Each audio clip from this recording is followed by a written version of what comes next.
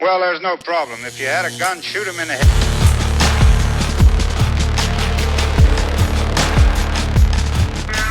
Welcome to Shoot Me Straight. I'm Dave Fields here with Eddie Gallagher, and we have our good friend Andrew Bito with us.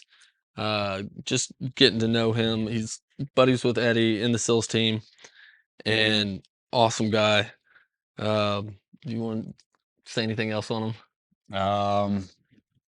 Bito's former teammate, best friend is not the word for the amount of love I got for this guy. I'm always blessed when he's around. I just love hanging out with him, and I'm grateful that he's taken the time to do this podcast with us and just talk a little bit about himself, which I know he doesn't like to do, but also what he's doing now with the companies that he owns and all the stuff that he does, like gives um, back to other charities or nonprofits, and not a lot of people know because he doesn't like to talk about it. But that's just the type of individual that he is. He's definitely the most genuine, giving person that I know, and I'm grateful to have him here.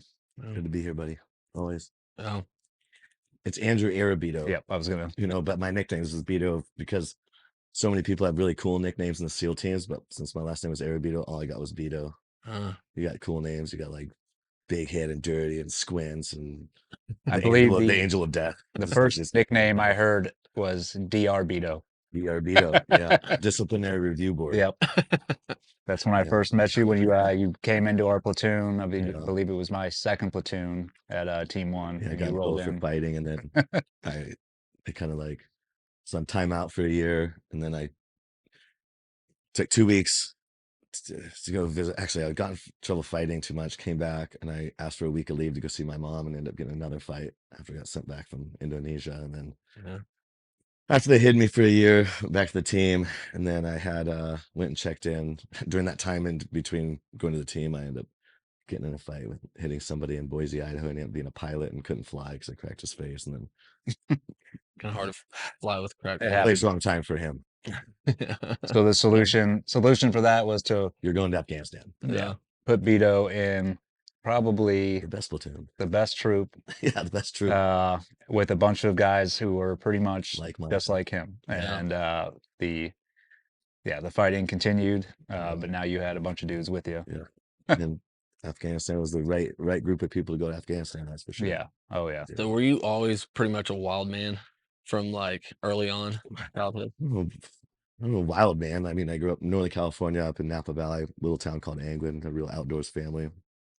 We just spent every day running around the woods, building forts, sleeping on the trampoline, riding bikes, dirt biking. We'd go on trips and backpacking trips and camping trips with our family all the time. I had 2 older brothers. They were big in the outdoors, and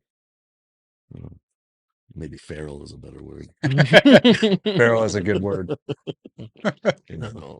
So what else? So I remember, obviously I know the whole story, but for the audience, like, you grew up in California, and then what drove you to go the route that you did in the SEAL teams? Let's see. So when I was in probably, I think around 6th, 7th grade, my mom's cousin, this guy Ethan, bought me like the Mark D. Liesel Navy SEAL workout book, just because he thought it was cool. And so I was reading that, and I was like, man, that sounds pretty rad. But like, SEALs sound rad, right? So I didn't forget about it. I had it in the back of my mind. Then in high school, I really got more serious about it and started looking into the different special forces, whatever, from Marine Corps, and then Army, Air Force, and the SEALs. I loved water. I grew up outdoors and water, and I was like, well, SEAL teams are on the coast, so that's a much better. Like, the bases are way better located, and that was one of the things that it's like, all right, well, I want to join the team. So I'm pretty much my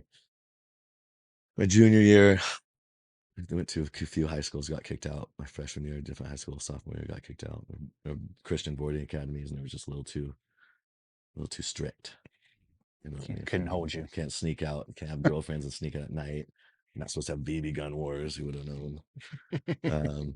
So then my junior year in high school, I wasn't getting along with my mom. I thought I was getting along. She wasn't getting along with me, I guess. So I quit my senior year, actually, and moved to Montana. I lived up in Montana on a ranch. And then when I came back from that, finished up my senior year, just a few classes, knocked out my scuba diving stuff, knocked out my EMT courses, and then I had already planned on joining after I graduated. So that was 2001. So doing that. 02, I was 01 originally before I quit. So 2002, I joined right after high school. So before you joined, like knocking out your scuba dive and EMT and all that, was that like all in preparation to be a SEAL, or was that just like, Yeah, this? no, I mean, I just felt like the more experience I go into it, the better. You Yeah. know what I mean? And I just, I ran to work every day, ran back from work, didn't drive the car. Like anytime I could run around in the winter and it's cold and shit, I would be doing that as well. You know what I mean? So just more experience, the better. What because I obviously you hear enough team guys on podcasts and they always question like, why'd you join? And um, everybody has sort of similar answers, but like, what was your expectations of the teams before you got in?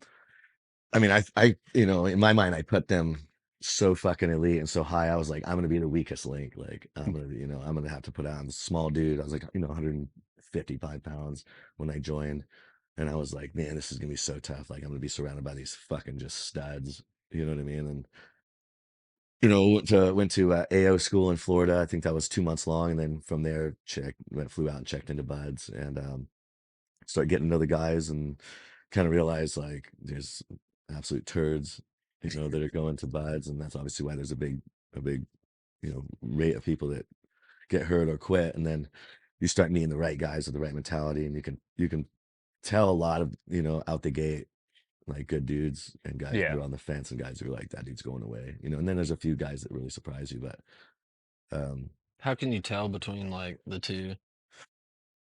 Like, like a fifth sense. yeah. You know what I mean? There's just guys who are either there for the wrong reason, they're already questioning their own ability, or they're coming in with very little ability. Mhm. You know what I mean? Or guys are like already thinking it's like they're already thinking about quitting. And to me, like SEAL training it was just what you had to do to Yeah. become a SEAL. It wasn't like, I didn't look at, doing runs and everything as like, oh, I didn't think about it as a passing like by times and stuff. Yeah, but I don't think I ever thought about quitting. I'm talking to Jeff Wilbing and stuff about that too. He's another teammate, really good guy. He's like, yeah, come to think of it, like I never thought about quitting. It was just what it was training. It's like what you had to do to be that badass, to be able to get to this superior place, to this place where you could finally go into the teams. You know what I mean? So I mean, Buzz was pretty fun. It was miserable, but like the misery, like it's kind of fun. Yeah, it Everybody's brings- just like, oh my god, like.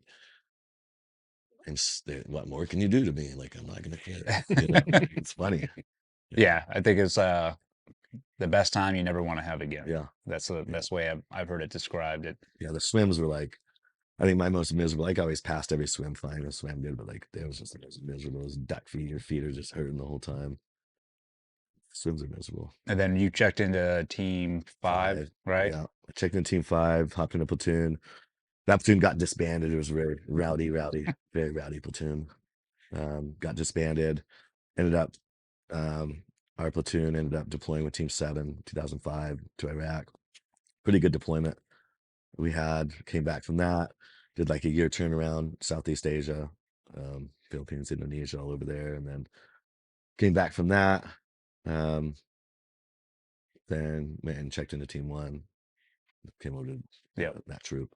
Over to 2 troop. Well, I was going to check into my buddy who I was in Southeast Asia with, who actually was my LPO, my first platoon, ended up being the chief of a platoon at Team 1. I was supposed to go check in with him, and the master chief was like, no, dude, they were going to Southeast Asia again.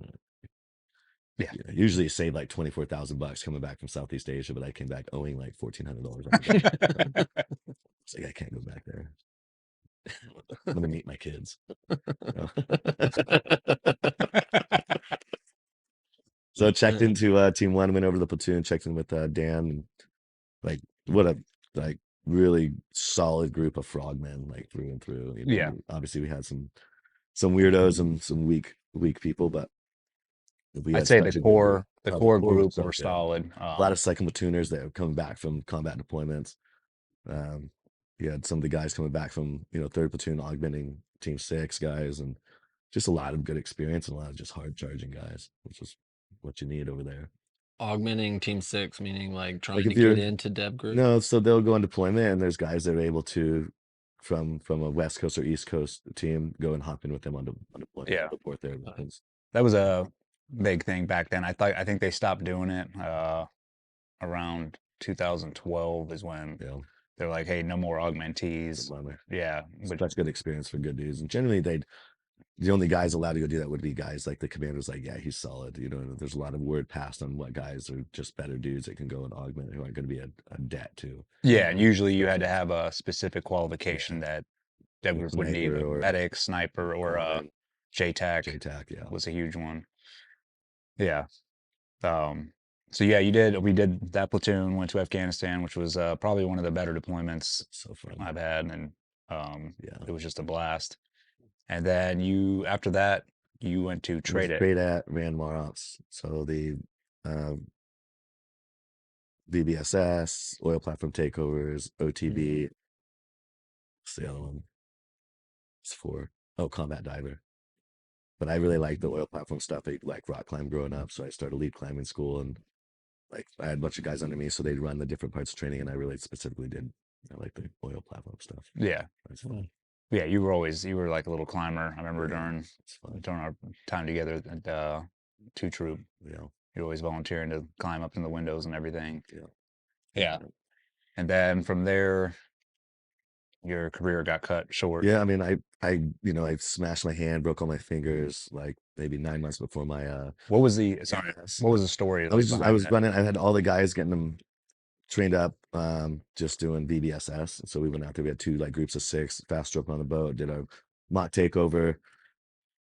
The big, huge. I don't know how much those ship hatches weigh that go out to the main deck. It's a fucking monster door, steel door, and it was open. I was standing in it. First 6 guys went out to go climb the ladder. I went and held the ladder. Guys went up. The helicopter's 20 feet off the deck. It's not very high off the deck. And then I came back in. I'm always like counting my guys. Okay, good to go. And they hadn't cleared the ladder as they started kind of just maneuvering away from the boat. And so I saw that and I was like, kind of worried they hadn't pulled it out. I usually try to pull it up before you maneuver in case that ladder gets caught. So I stepped through the door and I saw it wasn't gonna get caught. So I like turned to like come like step back out. I turned and I just had paused and turned back to watch, and that no one had latched that door. So the wind from the Blackhawk, like the downdraft was so much, it got behind that door and it was just slamming on me. And I turned like this and it was like coming in and my foot was on that side. So I hit the door like this, the inside door, pulled my leg out, but my fingers were wrapped right in the hinge side right here. So the door went boom and just broke all my fingers, ripped all the meat down. And I was like, I took a knee and I was like, mother. I was like, oh, damn it. Like, definitely broken, Oh yeah. Like, all right. So we got everybody out, everybody up, and then they dropped like a line down. You put on your arms, just last man up. I remember seeing pictures of your hand after that. It was gross. It's still that one's. So I got all the strength back, got everything back. But from then the last like 8 months after that, I think that was like January, March, maybe March, April, and that was EOS was the end of November, beginning December timeframe. So my master at the time was like, yeah, just make your own schedule. And I could have done an LPO slot at that point, but it was like ISIS hadn't kicked off, op tempo was low. And I was like, I've been 10 and a half years. I'm like, well, I had really good platoons. They're like, hey, you can get out 100% disability. We'll do a med board when you get out. So I was like, all right, well, I still was about 30, 31 years old, 30 years old. Yeah. I could start another career. So I was like, all right, cool, good platoons, good people. Check it on a good note. Got my 100% disability, and they're like, oh, you're good. And I was like, what about my med board? And they're like, oh, well, you're already out. And I was like, so all my paperwork's been back in now for a year to try to do a med board and get my actual retirement. Really? I didn't know that. Yeah. So you're trying to get your 100%? I got my 100% disability, but they didn't give me my med board retirement, which they should Okay. have. Yeah. Surprise. Crazy. Yeah.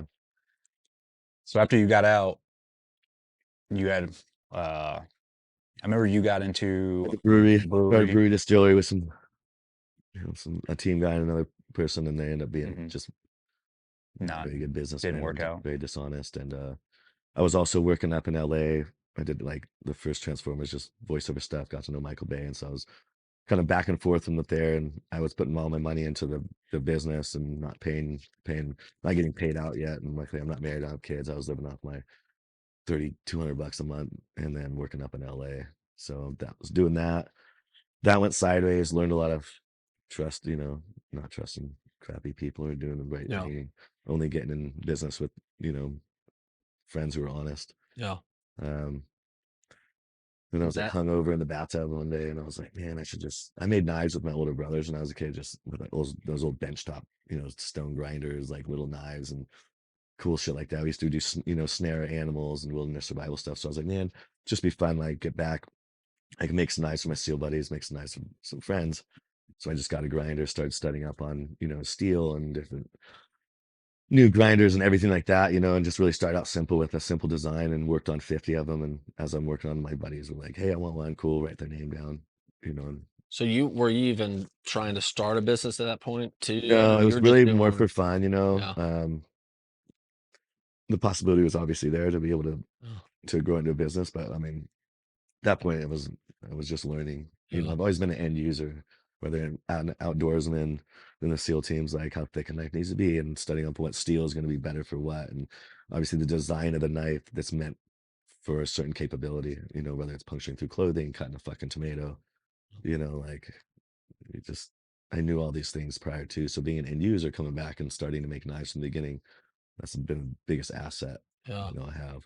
Can you even imagine that it had turned into what it has today? No, and it's so rad. Like through the support just from the beginning, like buddies and everybody, and like, yeah, I want a knife. You know what I mean? Like that support. And I was like, man, I need to make more than 50 knives.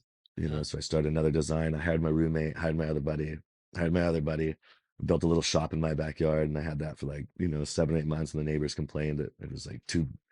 It's California. You can't have bigger than like 120 square foot shop in your backyard. And so I had to rip that down, went and got a 900 square foot space, hired another buddy. So it was 5 of us, then 6 of us, and 7, and then got a 1,900 square foot space, and then 10, and 11, and 12, and then got Yeah. the space I'm in now, which is like 4,200, and we've grown out of that. Now there's I think 33 of us there. So Uh-huh. from from prior to starting the business and having that lifestyle and that end user experience to then hiring good buddies who like kind of sacrificed getting paid $13 an hour for the first like year, you know what I mean, Yeah. Yeah. as the business grew, and now like trying to pay that back to those dudes who are my main managers, and then to just good relationships and friendships built over time, especially within like just making knives and getting to know people who customers who buy the knives in their lives a little bit, like from Kelsey running the business. I met Kelsey up in she worked for Michael Bay, and she quit, moved down, started running the business, and she's so good with human beings Yeah. and people and then building relationships and friendships, and word of mouth so big and all of that too. So really from just being an end user and then building those good friendships and relationships is really and that obviously the team coming together and wanting the best for everybody else as well as fucking grows. Yeah, it's like this organic growth, Yeah. right? I think that's what's so cool about the story with, I mean, I don't even like knives that much, and Yeah. then but like a half face blades knife is like it's like a novelty. Yeah, it's It's like like a a custom novelty, and you even hear it with guys. It's like, how can I get my hands on one? yeah. How can I? It's cool, man. It's never thought it'd be that way, but that's wild. Yeah, You know what I mean? It's awesome. yeah. It's You got the really web, cool. so you'll do these drops. What made you think about that drop system? I didn't plan on doing it that way. It just the way the work week goes. Originally, so I didn't do a website for 2 years. All I did, I started social media, took pictures of my learning process. Hmm. And then people would have to email, like see it on Facebook or Instagram and see the email and request, and I'd write down what they wanted, and I'd start working on it when I got to their name. And Hmm. so first 2 years, it was just a wait list. You'd have to get on, and we'd be working on it. And my wait list would be like 300-400 people. I'm like, well, let's hire another guy to help and start teaching what I know. Yeah. And let's all learn together. You know what I mean? Yeah. So then it became just like beginning of the week, we're, making handles. And then the second day it's ready to start shaping. Third day we're finishing. Fourth day is like, okay, knife's getting done, pretty much done. Um, and then by Friday, everything's ready to go. So it's kind of like when we were finishing them early in the week, we'd have like 10 of them, maybe 20 out. But there's so many people that wanted them. People were getting really pissed that like there'd be 500 people on there, and I'd have 20 knives dropping. So I'm like, all right, let's figure a better way to do this. Let's really plan our week out so we can get as much done as possible. Get everything. And originally, actually, I was dropping on Friday evening, but now guys work overtime sometimes, and we have a lot to get done on Friday. So Now it's Saturday at noon. We just get as much as we possibly can done. So we still have a wait list. People can email. It's, I don't know, maybe it's probably 1,500 people on that, Yeah. right now. And I need to grow that team to start working on those. I just kind of confined to the space I'm at, but Yeah. just kind of came naturally Uh, to do that. So I'd have more at the end of the week for people to battle. People tell me they'll be like, I'm like waiting like at 11 o'clock on a Oh, yeah. Saturday. Fresh 12 They're p.m. just sitting there for an PST. hour just waiting to hit it, and then they It's so don't get it. rad. Like, I get people telling stories like their whole this one family kept getting like 2, maybe 3, and I was like, how the hell are they doing it? And they're like, dude, this brought us together as a family. I'm like, what do you mean? They're like, oh, we all get on a computer in the house, we all sit at the table, we got our snacks, and everybody's refreshing, and everybody's going for something, and they're all laughing like, yeah, I got one. Like, screw you, I didn't get one, and like That's and they're awesome. like trading, and like they're like, which ones you get, and they're like, dude, it's like a thing, you know what I mean? And people stop what they're doing, they'll be on a trip, and they're like, all right. Ooh, let's see what if I can get one, And what's cool is like from that, somebody started like a Half Face Blades enthusiast group on Facebook, and they buy and sell and trade, and they do, raise money for foundations. And there's like, if a new guy comes in, he can't get a knife, somebody in there will hook him up with a knife, and like they take care of each other and do really cool like fundraising. They'll do events where they get together. And I didn't even start it. Like this group started it, and it's like it's pretty rad to see that development of support and its own thing kind of take off. It's awesome. And value the knives and value the brand a lot. They want what they're buying and stuff, they want it to stay valuable. So one big thing is kind of protecting the brand. And at the beginning, the people started copying stuff and really copying the aesthetics and everything when I started making the split handles. And now it's nuts. Like there's so many companies that absolutely copy the aesthetics of it, which I'm like, all right, cool. Like to an extent, but it's a challenge for us to be more creative and better and everything too. But that group, has done a good job at protecting their investments to an extent. Like I can get on there and be like, hey, this person is like ripping the actual like designs off as well. Like don't buy from them. And they'll be like, yeah, absolutely. If somebody acts stupid, that I don't have to say nothing. These guys go out. Yeah, you got a loyal customer base. They're very loyal. And I told them like, listen, sometimes, and the guys didn't really think about it this way because I'm coming from the business standpoint of protecting the brand. People would like get a knife and unbolt the handle like a production, and then have some random person do another grip on it. And like, hey, like you just let like I'm not going to back that knife now. Like the design's mine, but have somebody else do a total grip. What if he doesn't stabilize the wood? What if it cracks over time? And then that person sells it, and that's they're like, oh, this is a half face now. The handle's ugly or cracked. I'm like, that's not really protecting the brand. Yeah. You're not protecting your own investments of thousands and thousands of dollars, and you want this to stay valuable. So be mindful of protecting your own investment in the brand. And good, because people want to do that. Yeah, that's a good just business word overall. Yeah. And I think even over off camera and all these talks, like you're fascinated, like you take such pride in every knife. It's like you value it so much, right? And I think if you really built a brand or culture based off you being, if there's a word to describe you, it'd probably be authentic, right? And so you have this like authentic culture behind you that you've built up. And that like, And you didn't mean to. I want to make something good. I want it to be able to sell itself. You know what I mean? I don't need to be like, I'm a Navy SEAL, buy my knife. There's enough crappy brands and guys who do that out there. You know what I mean? Like make a good product. Yeah. And then have that grow, and people want the backstory. The backstory's there, and then that flows over to the team mentality, and making sure everybody in my team values what they're doing and they enjoy it and they get to be creative to a certain extent. And a lot of what we do, which creates that pride, is guys start out just grinding a knife, learning the basics up until like creating their own handles and then finishing a knife. And when the guys at that time, when he finishes something start to finish, like they're like stoked, like, they're so proud. And then the secondary part of that is what we do. Like we took Charlie Keating when he died, like June brought his pair of pants he was wearing when he died, and took some American flags, some of the guys, other guys' camis, and I layered it all with fiberglass resin and made handle material. So we made like 36 knives with the handle material from that. And he was an outdoorsman, but a big waterman, loved the ocean. So he had found this piece of a whalebone off Kodiak or something, and I ground it into powder, put it in the fiberglass resin. So there was whalebone powder in the resin, and it was just really rad. And that, like a grail, like a holy grail of knives. And we've done that for working dogs, for guys, pets. We've done maybe 7 or 8 human ashes in the handles, people who Mhm. died, team guys. There was a couple brothers that died in 9/11 that were fire department guys that were in the Mhm. towers, and their family sent me some of their turnouts, and I did the same thing. And some went to their foundation they could auction, some went to the family, and just like Mm. we still do some of those very holy grail knives. And when the guys at the shop who are non-military, I have a lot of prime military, like half the guys, but these guys are working on it, and it's I always am like, oh, here's the story, here's whose ashes those are, this is where the guy came from, this is what he went Mhm. through, stuff like that. And it's like there's so much pride in that, finishing that and presenting it Yeah. to their families is really cool. Well, those knives have a meaning So much bigger than yeah anything. So yeah, the sentimental value of those is yeah, like never ending. dude. I tell you, like what really like I admire like the whole time. I mean, because I remember when you got out, and obviously the teams. Like if you're still in, you're go go go.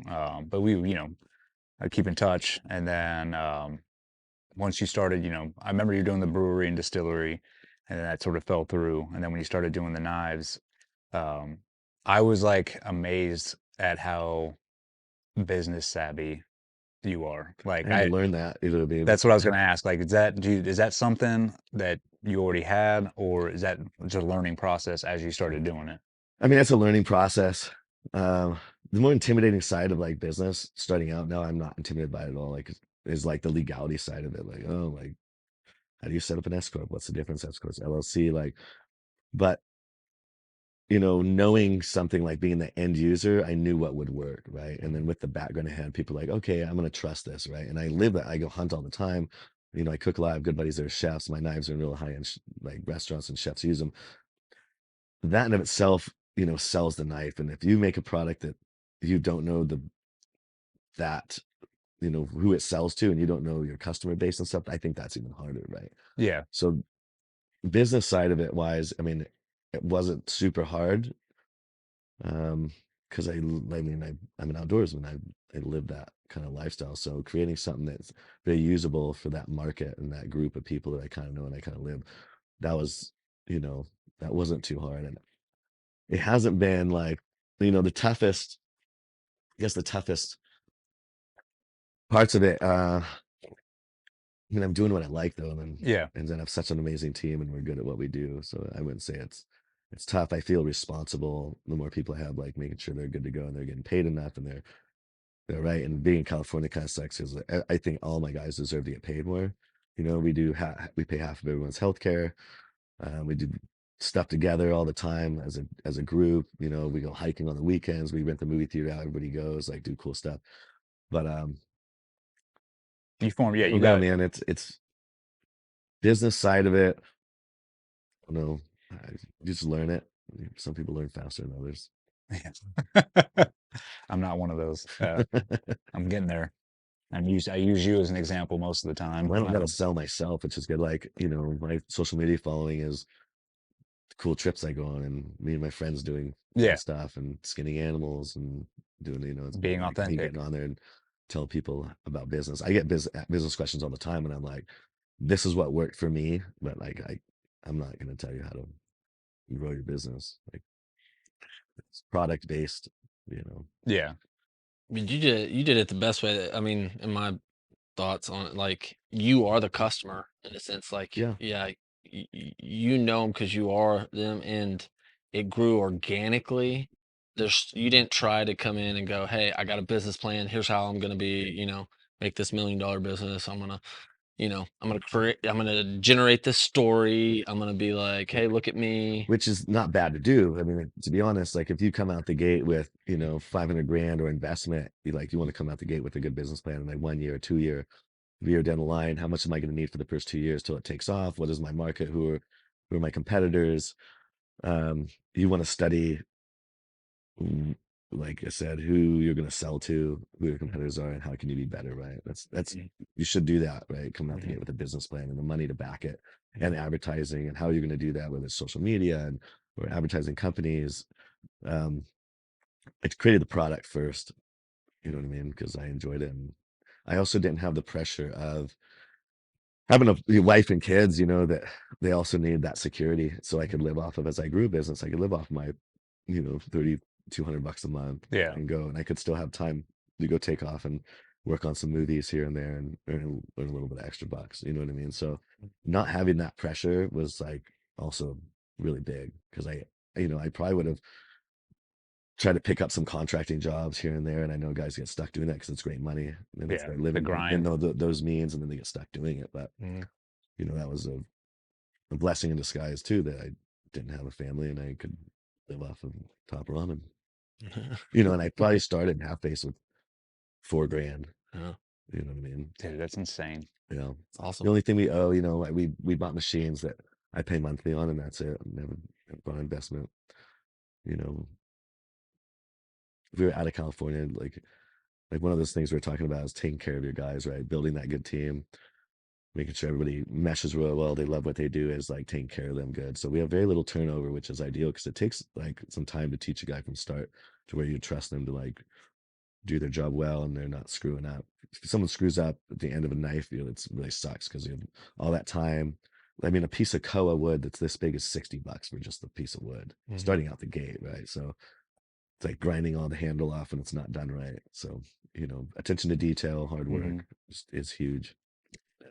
I think a big factor, and this is just from someone looking from the outside in, I've obviously been to the shop and hung around and everything, is the environment that you've built in that shop. Like, you have a team there that believes in the product, they believe in you, they're loyal, and they'll do anything. Yeah. And so, I mean, you made that comment earlier, like, hey, I'm not gonna, oh, I'm a Navy SEAL, look at this. It's a, but what you did, which I find awesome, is you brought the SEAL team sort of tradition and mindset of how we worked in the Mentality, team. like a So that platoon the team set mentality. mentality where not one person is better than the other person, right? And it's like we all work as a team and we're all loyal to each other. You brought that mindset into that shop, and you can see it when you come in. Like, everybody there is stoked to be working. Everybody is like, It's good. Like, my desk is right outside the door to go right into the shop. And so I'm back and forth all the time. And, it's different guys from different walks of life and different music. And they'll be playing music. And it'll be from some random rap song to like something just so far the other way. And like, you hear guys laughing and guys, you look back, guys are dancing, working on knives and laughing and making fun of each other. And it's such, it's really good mental health for me getting out and not being with your buddies anymore, to like creating that environment again where you're surrounded by your buddies, listening to music, making knives and being stoked on what you're doing and grabbing lunch together. And like my own mental health, it was really awesome. Yeah. It was really good. And we have a lot of prior military guys in there right now that it's a really good environment. You're with your buddies. It's like being in a platoon. It's like being in a troop. It's like, it's super good for a lot of my guys. I see. Yeah, like, so I know you get guys that are about to retire, and they go through, what's that program? Like Skill Bridge program, and they come in there and are able to work in that shop. And I know that's got to be huge for them, especially when they transition out. At least they're still around the They're not boys. stepping in like some corporate place where it's like you have to be here. This, I mean, we have our time frame, but it's not. You go in there and it's fun. It's like, it's cool. It's fun. Let me ask you this: when you first got out, and I know because obviously the career ended abruptly, and you had to make that decision, and you're like, all right, I'm going to get out. Did you find it rough at first to transition, like the first year? I look back on it now and I see like my thought process then and mistakes I made then and what I didn't care about and what I cared about then. And I was like, all right, kind of, I didn't take stuff as seriously, but I was so busy and I kept my hands so busy all the time that I didn't really have time to be like, what am I going to do? Like, like I got to start a new career, got a new life, like went right in to the brewery thing. And then I went right into, the knives, and I stayed so busy over time, and I was still working out then. And I just stayed super busy. And I think, it didn't give me time to kind of worry or figure out like, what am I going to do when I grow up? You know what I mean? Yeah, get lost in your own thoughts, trying to figure out, what you're going to do. And my some of my relationships suffered then as I look back now, and I just always been, like you said, a little bit of wild or feral or whatever. But I think about some of the relationships I had then that I didn't take as seriously, and that I wish I had thought of more, those relationships and friendships and stuff like that. But I can think about them now and fix stuff now, and it's good. Oh. So where do you go from here?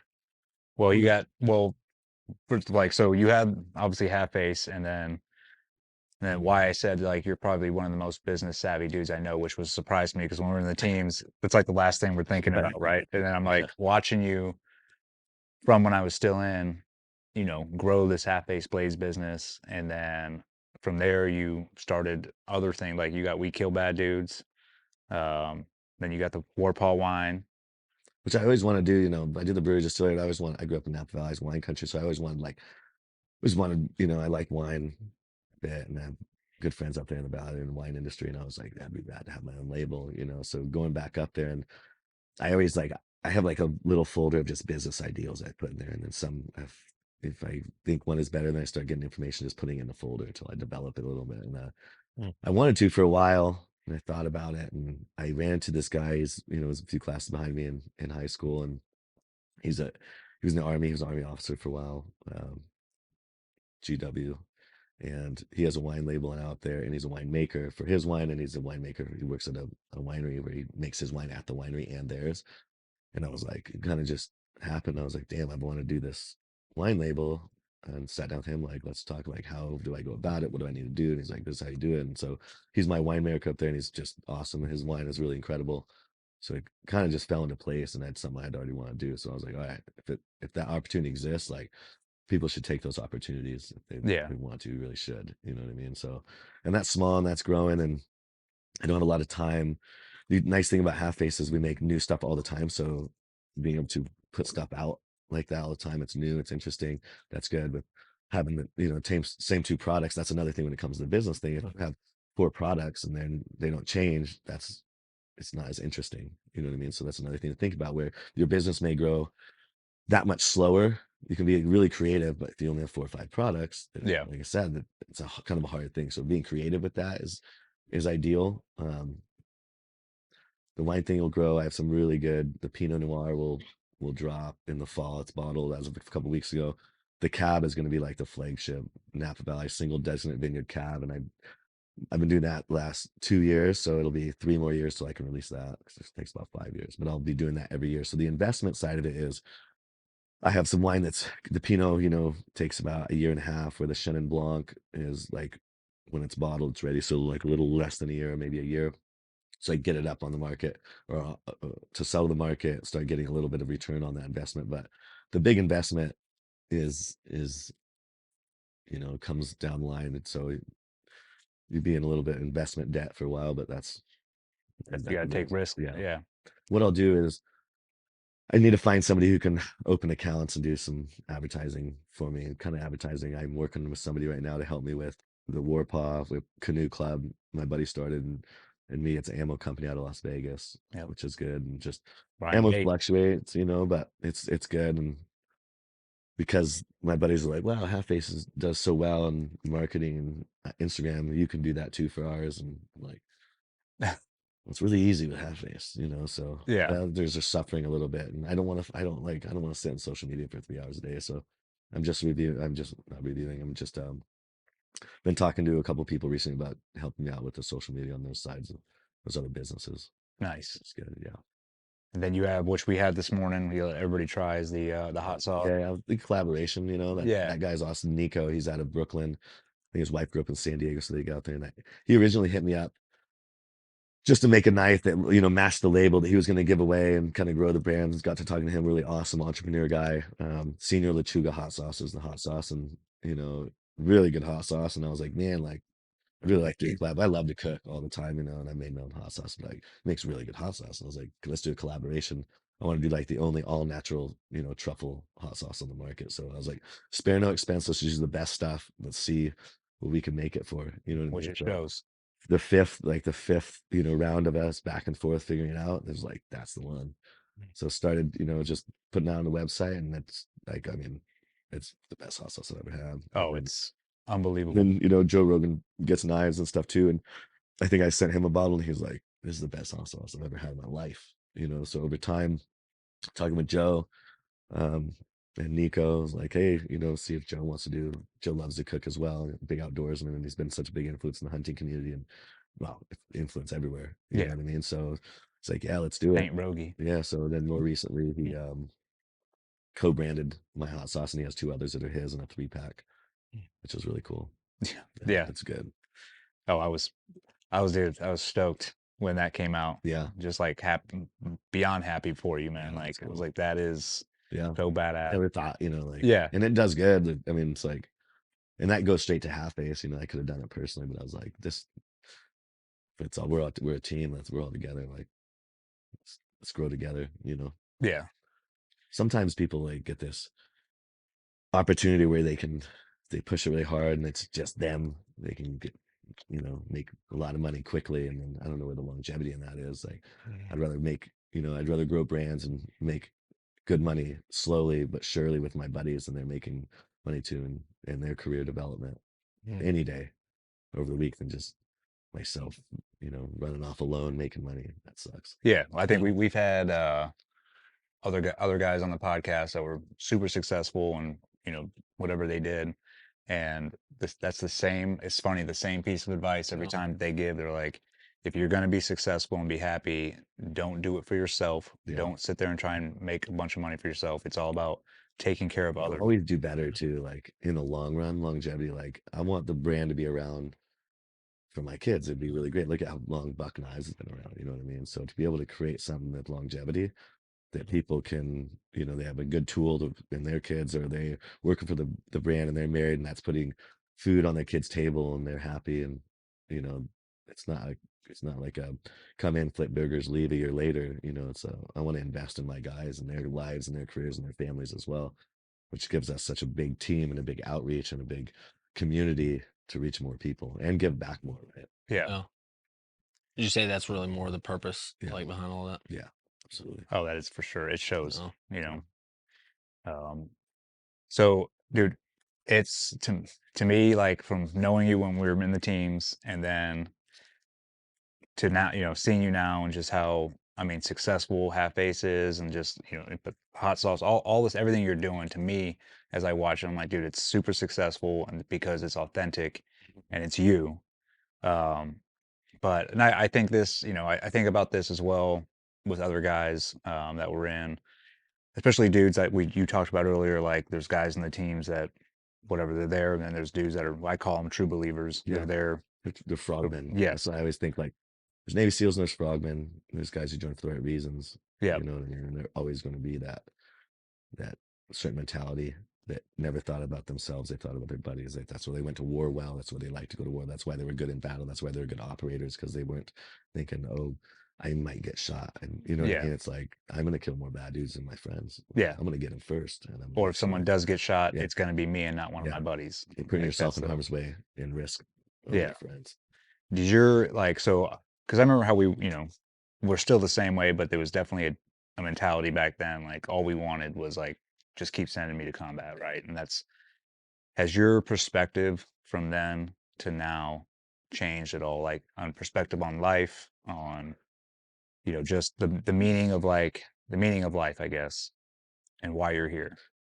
Yeah, I think you start, when you get older and you're like, fuck, I'm not going to live forever. And when you're young, you're going to live forever, pretty much. You know what I mean? So the relationships that you didn't invest in during the beginning of your life, because you're worried about your own career and your own career development, which is totally fine. And that's what you should when you're young and you build that, and I've kind of been immature at, commitment, and I commit myself to my work and my friends, and, I want a family one day too. So I think that's probably more in the near future, is like having my own family, and, you're so busy in the teams, and I didn't have family, which is really good. Being in the teams and not having a wife and kids, it's awesome. I can invest so much time Yeah. to my buddies and being a dummy. But growing, I've always had a good relationship with my mom, and being able to spend more time with her. People are like, it's not, money's the root of all evil or whatever. I'm like, well, money doesn't buy time, like minutes, but money will buy you the time with friends and family, right? So I can pay for a cool vacation. I can fly my mom to San Diego. I bought an acre and a half up in Napa Valley that has an office on it. That's my mom's office, and those little things like that. Like, my sister's a missionary in Turkey, and I was able to this last Christmas, and by building this brand and working hard, giving back to different foundations, and that money helping my personal life and being able to spend time. I'm out here, with you guys. I for Christmas, my sister and family, like they flew to Turkey, or from Turkey, they flew to Barcelona, and me and my mom, and then we were able to spend family time together because of the work and effort of my whole team and myself and building this brand, and that's everybody else who's supporting the brand. So being able to buy time, to spend quality time with people Yeah. has been really big. That makes sense. No, it does Yeah. make sense. I mean, that's definitely one of your biggest characteristics that I see is time with friends and family, I do. and just quality Yeah. time. Yeah. Yeah. If Yeah. you're working, if you're working, 9 to 5 every day or whatever, and you're working and there's just not a lot of future in it. And especially if you live in, I mean, LA is like the perfect place where it's terrible. Like you get paid, there's a lot of opportunity. People get paid really well, but you're in traffic for an hour and a half in the morning and traffic an hour and a half in the evening. Your time's limited to the gym, your time's limited to time off, your time's limited to family time, and that sucks. So that's like being trapped, in my opinion. You get paid good, but your time is so valuable, and your time with people you love is so valuable. And it's even more valuable for them, because you've given your life a sacrifice, your life a time, and that certain mentality trait is like give, give, give, and I want everybody taken care of even more than myself, right? Well, part of that is also making sure you're taken care of and you grow yourself. And I know a lot of guys think this way. Like Mac, and talking to him in the beginning, Yep. it started, he wanted to give so much. I'm like, dude, stop giving stuff away for free. Take care of yourself, because grow yourself through your career development, grow your business to a point, and you'll be able to give that much more. So you've got to take care of yourself word. to a certain extent. Do you think that's I think that's common characteristic of Yeah. dudes when they get out Officials, is, and I had the same way, like you get out, you're trying to figure out what to do, and then you start doing something, whatever, but you feel like almost bad that you're doing something that you're is gaining from successful. it, right? Yeah, and then you want to give everything. I guess you're grateful to You've other done it, people, but then you're giving and it stuff for makes free. perfect sense because you've done that for so long in the teams, and you haven't thought about yourself, right?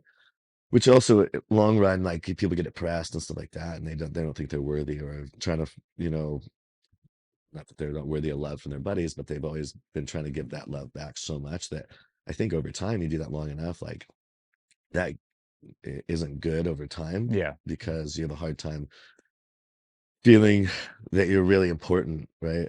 And it's great, you're important in the teams because you have this high level of responsibility, and you're getting to go to war and you get to fucking prove it. And when you get out, it's like you're just a normal person again. Yep. Right? And you feel like, if you don't feel like you're important, you don't feel like, it's hard to love yourself, and people battle that. I battle that, you know what I mean? And it's easy for me to stay happy taking care of other people than taking care of myself. Yep. Yeah, but you almost like have to take care of yourself got in it. order to Right. really You give. can do more for others if you're in a good place. Yeah, I always say, like, dude, in the teams, we are so situationally aware on another level, but we are not self-aware at all. Yeah. Like, a lot of us aren't good at taking care of ourselves because we're worried about the guy next to us, Yeah. right? And I think that when you transition out, that is definitely has a deficit on your Correct. mental health. I mean, I went through it as well, where, and thank God, I mean, I had you to like look up to as an example, and then thank God I had my wife Andrea, who's definitely business savvy, but I was the same route where people were like, "Hey, can you come do this for me?" And I'd be like, "Yeah, I'll sure," and I'll go do it for free, and you do that enough times, and eventually, my wife had to smack me over the head, and like, Your you need to value start. is so high. Yeah, we don't value ourselves like other people do. Right. You've lived your life as sacrificing in the teams, which is it's the best mentality to have, in the teams, that gets taken advantage of, or long term, like you got to learn to love yourself, forgive yourself. You got to learn that Yeah. again in life. You definitely keep some of it, but you got to like make sure, like, hey, if I do well, I can do more for others.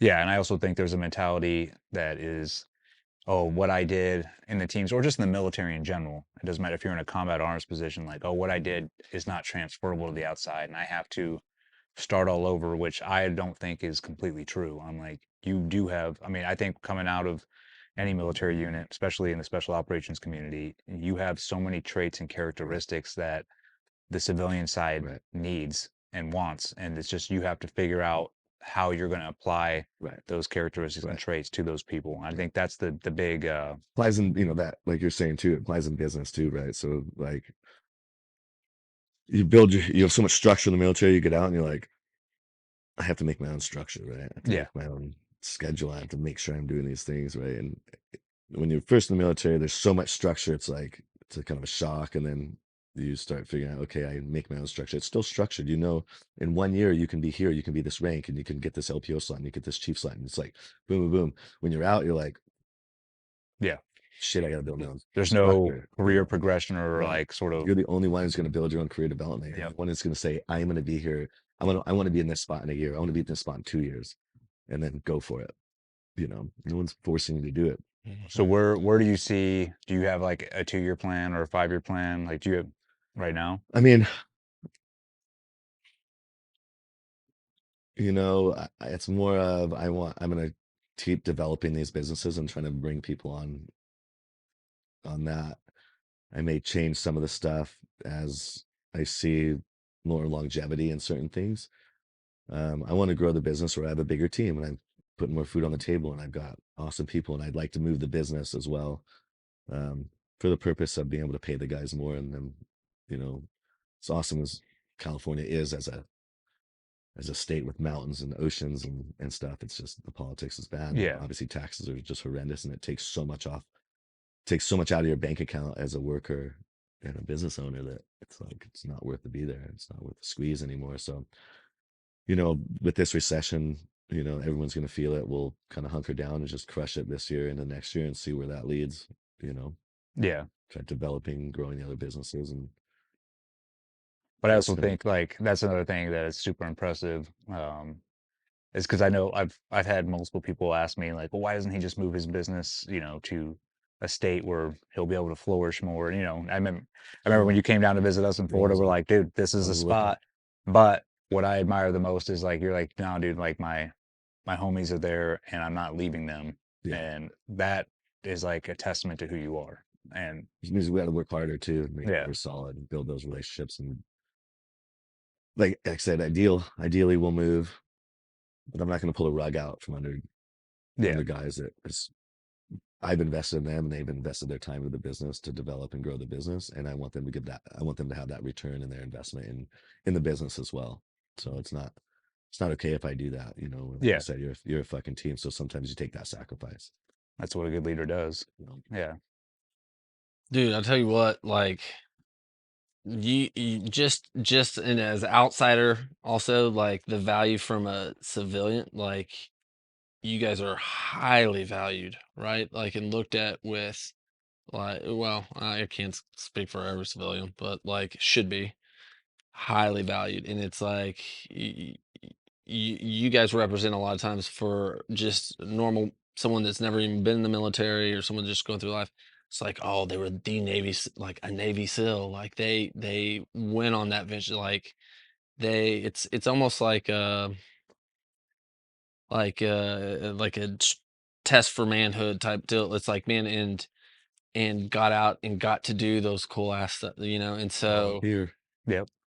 and like for you to come out, adjust, right? That's such a huge adjustment from just about every military guy that I've talked to. Just that adjustment period of the private world and the depression, all the stuff that comes with that you haven't been dealing with while you've been in the teams because you've been operating, right? And then hits you, and then to see you adjust, and then also see you flourish, but stay yourself. Yeah. I think like, I mean, you see stuff everywhere, and a lot of it's just like there's agendas and branding, but you are like, there are guys that get chips on their shoulder and they think they're deserving. That's- got to remind you, buddy, it's volunteer. So Yeah. stay I think true. that's another issue too that I've seen since I got out, because I'll say transition does suck, right? There's no way around that. I mean, it sucked for me. It's a hard thing to go through, but I only have, and I'm beginning to feel this way now, like, cause I used to like, oh, you know, everybody's suffering when they get out.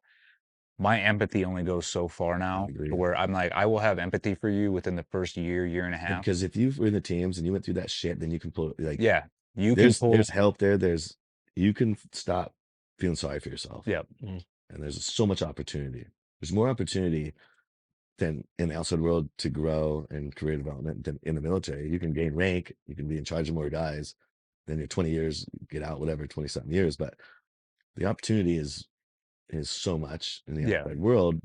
And a lot of people are like, well, I was this, like, buddy, no one gives a fuck when you're out. Like, Yeah. be good again. Start as a new guy again. Help everyone around you again.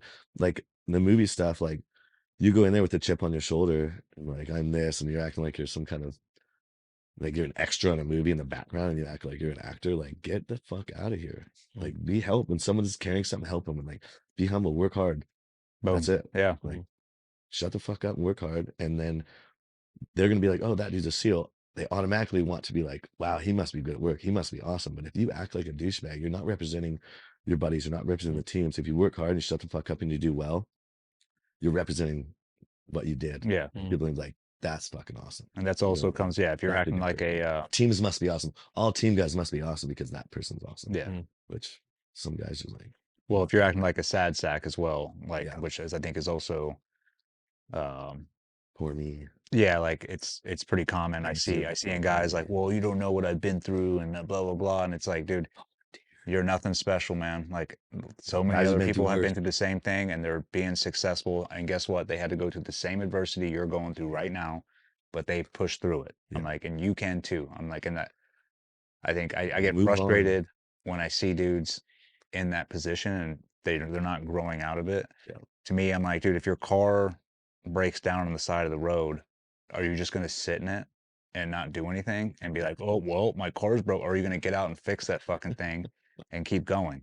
Like, and that's how I look at transition. I'm like, yeah, dude, you might be a little bit broken, but you can fix yourself. Yeah. You just have to take the time to do it. And oh, and guess what? Ask for help.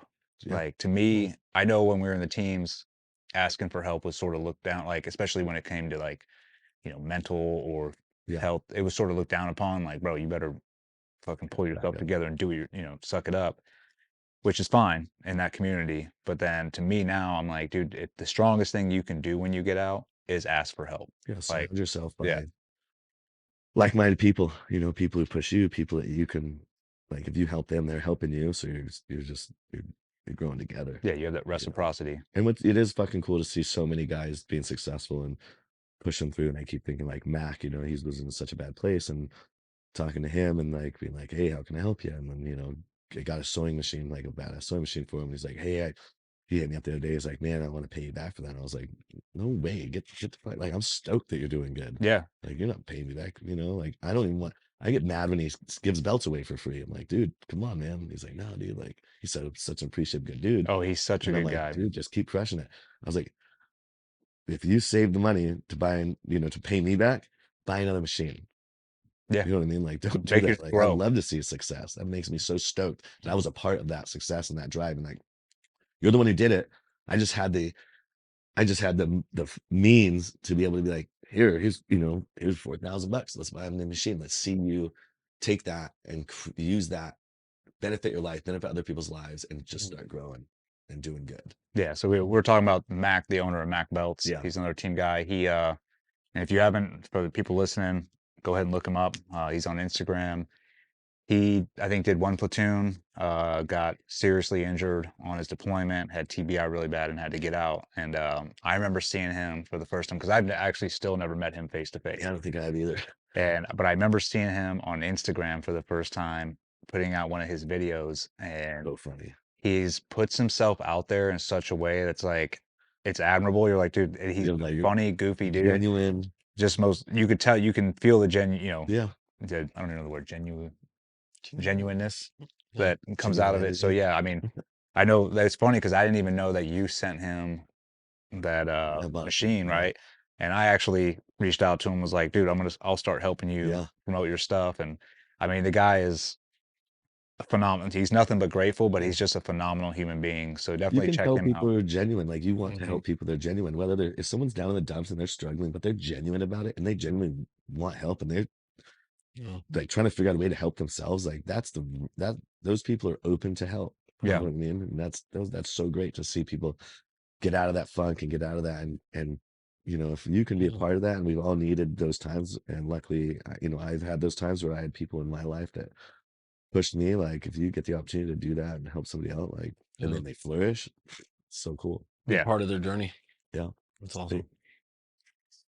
Sweet, man. Dude. We've been yeah, we're gonna go back to hunting. We're at an undisclosed location right now, and we got to spend 3 days together so far hunting, doing jujitsu, just hanging out, and I'm always on cloud 9 when I get to be with you, brother. Always fun. Yeah. Same.